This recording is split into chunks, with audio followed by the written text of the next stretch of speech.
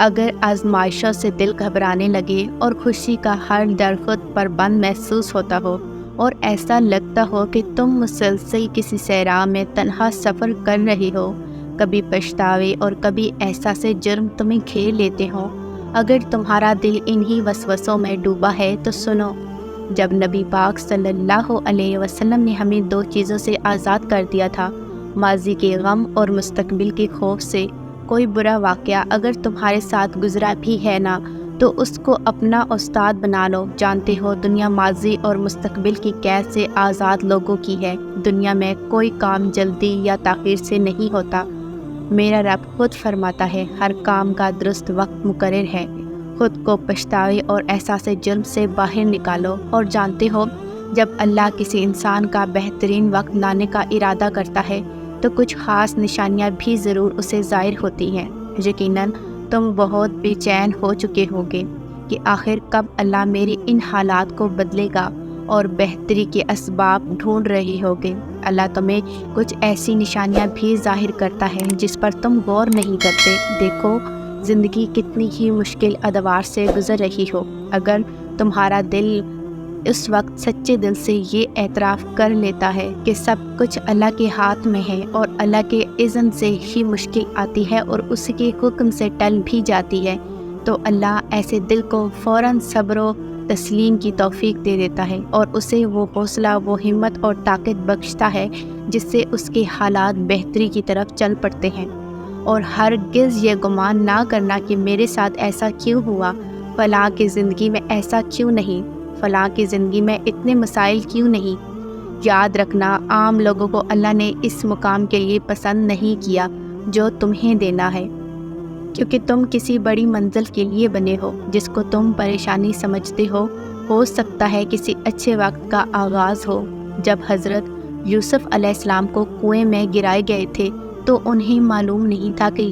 یہ نئے سفر کا آغاز ہے، بادشاہت کا سفر۔ یاد رکھو، جہاں ایک دور ختم ہوتا ہے وہیں سے دوسرے دور کا آغاز ہوتا ہے۔ جانتے ہو جب تم اپنی بیس کو سپر نیچرل بنا لیتے ہو اور اپنے بیسک سٹرکچر کے اندر یہ چیز لاتے ہو نا کہ اللہ ہی سنبھالے گا، تو جان رکھو یہ بھی ایک بہترین وقت کے آنے کی نشانی ہے۔ نبی کریم صلی اللہ علیہ وسلم نے فرمایا، جب تمہارا ایمان اس بات پر ہو کہ جو رب کرتا ہے وہی تمہارے حق میں سب سے بہتر ہے تو اللہ بھی اس سے راضی ہو جاتا ہے۔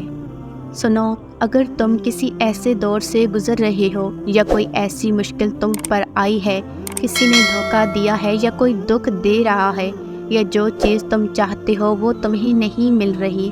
یا تم کسی ایسی انگزائٹی سے گزر رہے ہو، تو تم صرف یہ تصور کرنا کہ جو مشکل مجھ پر آئی ہے نا، یہ صرف کچھ وقت کے لیے ہے، کیونکہ دنیا تو عارضی ہے اور مشکلات بھی عارضی ہے۔ لہٰذا تم غموں اور دکھوں میں خود کی ایسی حالت ہرگز نہ کیا کرو جیسے ایک بے لنگر جہاز موجوں کے ساتھ بہتا چلا جاتا ہے اور کہیں قرار نہیں پکڑ سکتا۔ تو تمہیں یہ یقین ہونا چاہیے کہ آندھی ہو یا طوفان، تمہارا رب تمہیں کنارے تک لے کر ہی آئے گا۔ یاد رکھو، اگر کسی چیز کی چاہت اتنی بڑھ جائے کہ تم اپنی زندگی میں موجود دوسری چیزوں سے غافل ہو کر اپنا ہوش کھو بیٹھو، تو اس کا مطلب تم اللہ پر اپنا یقین کھو بیٹھے ہو۔ تو تم کیوں کرتے ہو ایسا، جبکہ قرآن تو کہتا ہے کہ وہ اللہ ہی تو ہے جو اپنے بندے پر صاف صاف آیتیں نازل کر رہا ہے تاکہ تمہیں تاریکیوں سے نکال کر روشنی میں لے آئے، اور حقیقت یہ ہے کہ اللہ تم پر نہایت شفیق اور مہربان ہے۔ تو پھر تم دور کر لو اپنے دل سے ہر طرح کے شک کو، ہر طرح کے غم کو اور مایوسی کو، کیونکہ اللہ تمہیں کمزور نہیں بلکہ طاقتور بنانا چاہتا ہے۔ جانتے ہو بہترین وقت شروع ہونے کی سب سے بڑی نشانی تو یہ ہے کہ جب تم اپنے سینے میں اس غم کو بھی جگہ دیتے ہو جو اس خوشیاں دینے والے رب نے تمہیں محض آزمانے کے لیے دیے، اور پھر ضبط کے بندھن میں باندھ کر تم اپنی ذات کو فنا کر کے عاجز ہو جاتے ہو، تو یہ نشانی ہے کہ اللہ تمہارے حالات کا رخ بہترین راستوں کی طرف موڑنے والا ہے۔ جانتے ہو اللہ تو مسلسل انسان کو یہ یاد دہانی کروا رہا ہے کہ وہ ان چیزوں کی فکر نہ کرے جو اس کے اختیار سے باہر ہیں، اور ان کا خوف نہ کھائے جن چیزوں کے بارے میں وہ مسلسل سوچتا رہتا ہے۔ اللہ فرماتا ہے کہ اپنی سوچوں کو اندیشوں سے پاک رکھو، میں ہر چیز پر قدرت رکھتا ہوں۔ سنو، تم غموں پر مضطرب نہ ہو بلکہ خود کو ضبط کرنے کا عادی بناؤ،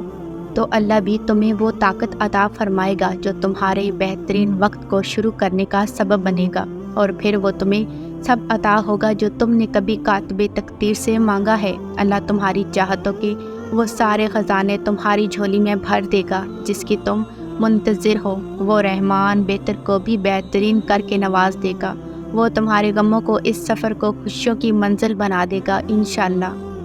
میری دعا ہے کہ اللہ آپ سب کی تمام دلی حاجات پوری کرے اور آپ کو اپنے کامیاب منزل مقصود تک پہنچائے، آمین۔ اگر آپ کو میری یہ ویڈیو اچھی لگے تو لائک، سبسکرائب اور کمنٹ باکس میں ایک اچھا سا کمنٹ کرنا نہ بھولیے گا۔ شکریہ۔